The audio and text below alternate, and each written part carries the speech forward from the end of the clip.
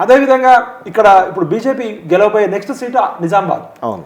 నిజామాబాద్లో పసుపు బోర్డు అని తీసుకొస్తా అని చెప్పి హామీ ఇచ్చి స్పైసెస్ బోర్డు తీసుకొచ్చిండు. స్పైసెస్ లో పసుపు బోర్డు భాగం. అవును. నువ్వు డిగ్రీ పాస్ అయినావంటే 10th క్లాస్ పాస్ అయినట్టే కదా.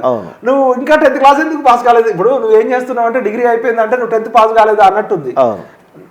ఆయన అరవింద్ గారు స్పైసెస్ బోర్డు ఎక్కడో కేరళలో ఉన్న స్పైసెస్ బోర్డుని కొట్లాడి ప్రధానమంత్రితో పసుపుతో పాటు ఇంకా సుగంధ ద్రవ్యాలు స్పైసెస్ అన్నిటికీ యాలకులు లవంగాలు అన్నిటికి సంబంధించి ఒక నిజామాబాద్ లో ఆఫీస్ పెట్టించాడు, రీజనల్ బోర్డు పెట్టించాడు.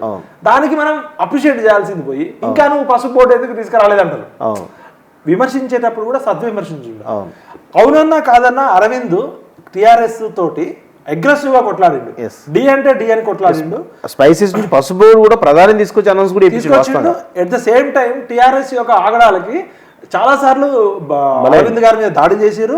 వాళ్ళ అమ్మగారు ఇంట్లో ఉంటే కూడా టిఆర్ఎస్ గుండాలు పోయి ప్రాణహాని ఉంది. పెద్ద ఆవిడ అంటే డూ ఆర్ డై అన్నట్టు టఫ్ ఫైట్ ఇచ్చిండు. అరవింద్ కొత్తగా ఆస్తులు సంపాదించిన అవసరం లేదు. రాజకీయాల ద్వారా ఇంకా సంపాదించుకోవాల్సిన అవసరం ఇంకోటి అవినీతి మరకలేదు. ఆయన ఏదైనా ఉంటే ఆయన వ్యాపారాలు వైట్ వ్యాపారాల ద్వారా ఉన్నాయి. ఆయన వల్ల సమాజానికి లాభమే తప్ప నష్టం లేదు. ఆయన సిద్ధాంతం కొంతమందికి నచ్చకపోవచ్చు నచ్చకపోవచ్చు కానీ అరవింద్ లాంటి తెలంగాణ సమాజానికి అవసరం. అది ఏ పార్టీ అయినా కానీ. ఇప్పుడు ఆపోజిట్ ఉన్న బాజిరెడ్డి గోవర్ధన్ ఆయన హెల్త్ కండిషన్ ఆయన ఇంకో ఆయనకి పోటీ ఎవరు జీవన్ రెడ్డి గారు పాపం పెద్ద మనిషి మంచి మనిషి. ఆయనకి 1-2 అసెంబ్లీకి మించి పరిస్థితి లేదు.